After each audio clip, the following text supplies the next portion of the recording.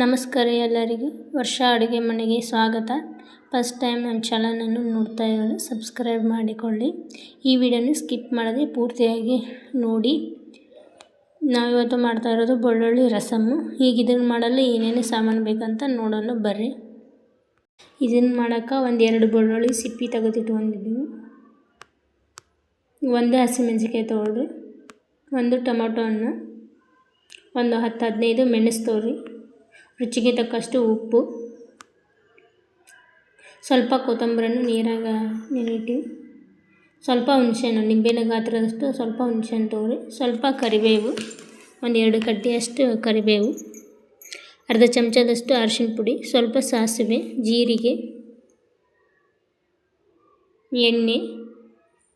ಈಗ ಹೇಗೆ ಮಾಡೋಣ ಅಂತ ನೋಡೋಣ ಬರ್ರಿ. ಒಂದು ಜಾರಿಗೆ ಒಂದು ಟೊಮಟೊ 4 ಭಾಗ ಮಾಡಿ ಹಾಕ್ಕೊಳ್ರಿ, ಒಂದು ಅರ್ಧ ಹಸಿಮೆಣಸಿಕಾಯಿ ಹಾಕ್ಕೊಳ್ರಿ, ಮೆಣಸಿನ ಕಾಳು ಹಾಕ್ಕೊಳ್ರಿ, ಬೆಳ್ಳುಳ್ಳಿ ಹಾಕ್ಕೊಳ್ರಿ,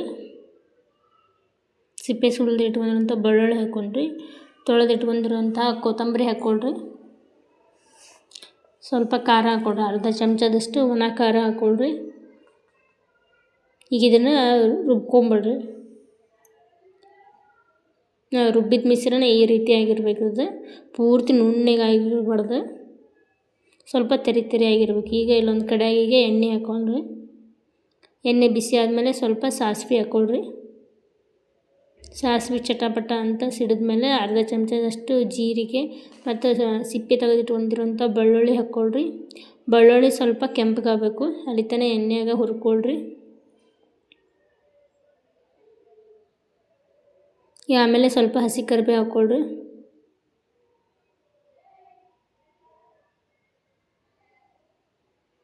ಆಮೇಲೆ ರುಬ್ಬಿ ಇಟ್ಕೊಂಡಿರೋಂಥ ಮಿಶ್ರಣ ಹಾಕ್ಕೊಳ್ರಿ.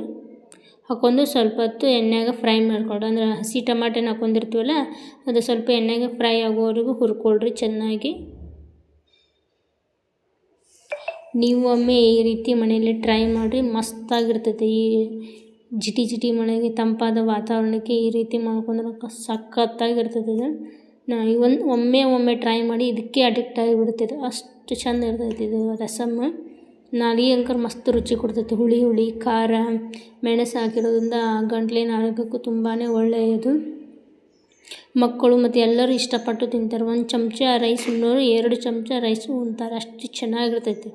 ನೋಡಿ ನೀವು ಒಮ್ಮೆ ಟ್ರೈ ಮಾಡಿ, ಹೇಗೆ ಬಂತಂತ ಕಮೆಂಟ್ ಮಾಡಿ ತಿಳಿಸಿ. ಈಗ ಎಣ್ಣೆ ಸ್ವಲ್ಪ ಹಿಂಗೆ ಬರೋವರೆಗೂ ಬೇಯಿಸ್ಕೊಳ್ರಿ. ಆಮೇಲೆ ಸ್ವಲ್ಪ ಉಪ್ಪು ಹಾಕ್ಕೊಳ್ರಿ. ಈಗ ಸ್ವಲ್ಪ ಹುಣಸೆಹಣ್ಣಿನ ರಸ ಹಾಕ್ಕೊಳ್ರಿ.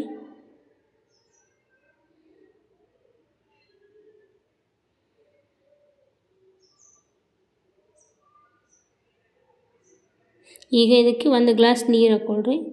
ಅತಿ ನೀರು ಹಾಕ್ಕೊಂಡ್ರೆ ಎಲ್ಲ ಟೇಸ್ಟ್ ಕಮ್ಮಿ ಆಗುತ್ತೆ. 1-1.5 ಗ್ಲಾಸ್ ಅಷ್ಟೇ ನೀರು ಹಾಕ್ಕೊಳ್ರಿ. ನೀರು ಹಾಕ್ಕೊಂಡು ಚೆನ್ನಾಗಿ ಕೈ ಆಡಿಸ್ಕೊಳ್ರಿ. ಈಗ ಚೆನ್ನಾಗಿ ಕುದಿಬೇಕು. ಈಗ ಸ್ವಲ್ಪ ಅರಿಶಿನ ಪುಡಿ ಹಾಕ್ಕೊಳ್ರಿ. ಅರಿಶಿನ ಪುಡಿ ಹಾಕ್ಕೊಂಡು ಕಲಿಸ್ಕೊಳ್ರಿ.